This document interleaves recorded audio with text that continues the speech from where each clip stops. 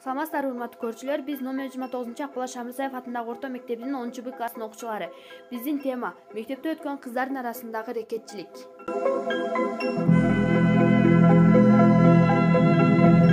Такой же опасный, как Дензел. Лечу на Мерседес-Бензе. Стреляет очередной бенгер. Такой же опасный, как Дензел. Подкатываю в клуб на флексе. Люди вокруг все дэнси. Стреляет очередной бенгер. Такой же опасный, как Дензел.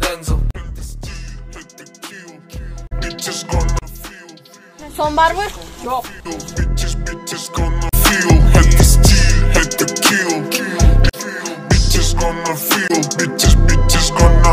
Один 4-0 я жму на газ. Классика чисто на классе. Рядом мои джиги на массе. Пару косых в моем басе. Иду к своей цели. Go, go, get it, go, get it.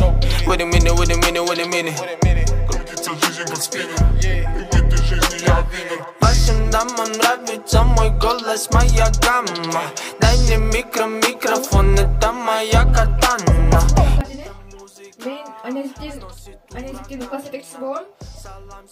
Analitik kızınız mektepte goltuk kaçak reketçilikler kaçıp kalgandan haberiniz var mı? Al mektepte goltuk reketçilikler kaçıp kalıptır. Аны kolga alыңыздар, егер kolga ала болсаңыздар, детский колонияға тапшырылған болжақ.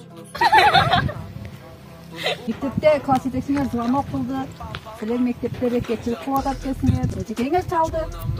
Жок дегенде акырган жок эле өзү. Жетекеңер звонок кылып айтты, кыздарды уруп акчаларын алып жатты деп. Башыңар иштейсиңерби, башың иштейби?